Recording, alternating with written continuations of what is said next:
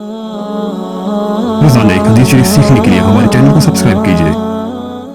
उम्मुल मोमिनीन हज़रत आयशा रज़ियल्लाहु अन्हा फरमाती हैं कि आन हज़रत सल्लल्लाहु अलैहि वसल्लम पर वही का इब्तिदाई दौर अच्छे सच्चे पाकीज़ा ख्वाबों से शुरू हुआ। आप सल्लल्लाहु अलैहि वसल्लम ख्वाब में जो कुछ देखते वो सुबह की रोशनी की तरह सही और सच्चा साबित होता। फिर मिन जानिब कुदरत आप सल्लल्लाहु अलैहि वसल्लम तन्हाई पसंद हो गए और आप सल्लल्लाहु अलैहि वसल्लम ने गारे हिरा में खलवत नशीन इख्तियार फरमाई और कई कई दिन और रात वहाँ मुसलसल इबादत और याद इलाही और जिक्र और फिक्र में मशगूल रहते। जब तक घर आने को दिल न चाहता तोशा हमरा लिए हुए वहाँ रहते। तोशा खत्म होने पर ही अहलिया मोहतरमा हज़रत खदीजा रज़ियल्लाहु अन्हा के पास तशरीफ लाते और कुछ तोशा हमरा लेकर फिर वहाँ जाकर खलवत गज़नी हो जाते। यही तरीका जारी रहा यहाँ तक कि आप सल्लल्लाहु अलैहि वसल्लम पर हक मुनकशिफ हो गया और आप सल्लल्लाहु अलैहि वसल्लम गारे हिरा ही में क़याम पज़ीर थे कि अचानक हज़रत जिब्राईल अलैहिस्सलाम आप सल्लल्लाहु अलैहि वसल्लम के पास हाजिर हुए और कहने लगे कि ए मोहम्मद पढ़ो। आप सल्लल्लाहु अलैहि वसल्लम फरमाते हैं कि मैंने कहा मैं पढ़ना नहीं जानता। आप सल्लल्लाहु अलैहि वसल्लम फरमाते हैं कि फरिश्ते ने मुझे पकड़कर इतने जोर से भेजा कि मेरी ताकत जवाब दे गई। फिर मुझे छोड़कर कहा कि पढ़ो।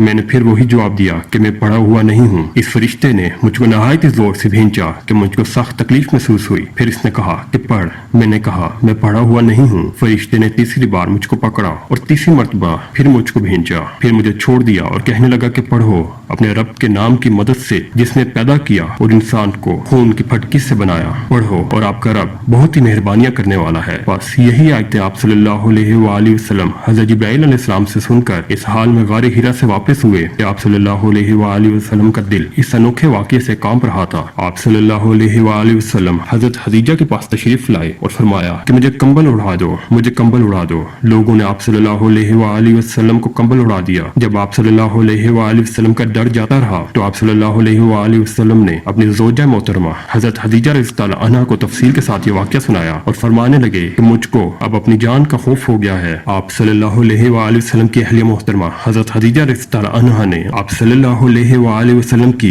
धार्स बंधाई और कहा कि आपका ख्याल सही नहीं है। खुदा की कसम आपको अल्लाह कभी रुसवा नहीं करेगा। आप तो इखलाक फाजिला के मालिक हैं। आप तो कुंबा परवर हैं। बेकसों का बोझ अपने सर पर रख लेते हैं। मुफलिसों के लिए आप कमाते हैं। मेहमान नवाजी में आप बेमिसाल हैं और मुश्किल वक्त में आप अमरे हक का साथ देते हैं। ऐसे उसाफ हसना वाला इंसान यूं बेवकत जिल्लत और ख्वारी की मौत नहीं पा सकता। फिर मजीद तसल्ली के लिए हज़रत खदीजा रज़ियल्लाहु अन्हा आप सल्लल्लाहु अलैहि वसल्लम को वर्का बिन नौफल के पास ले गई जो उनके चाचाजाद भाई थे और जमाने जहालियत में निसरानी मजहब इख्तियार कर चुके थे और इब्रानी जुबान के कातिब थे। चनांचा इंजील को भी हस्बे मंशाए खुदावंदी इब्रानी जुबान में लिखा करते थे। इंजील सरियानी जुबान में नाजिल हुई थी। फिर इसका तर्जमा इब्रानी जुबान में हुआ। वर्का इसी को लिखते थे। वो बहुत बूढ़े हो गए थे यहाँ तक कि उनकी बेनाई भी रुखसत हो चुकी थी। हज़रत खदीजा रज़ियल्लाहु अन्हा ने उनके सामने आप सल्लल्लाहु अलैहि वसल्लम के हालात बयान किए और कहा कि ए चाचाजाद भाई अपने भतीजे मोहम्मद सल्लल्लाहु अलैहि वसल्लम की जुबानी जरा इनकी कैफियत सुन लीजिए। वो बोले कि भतीजे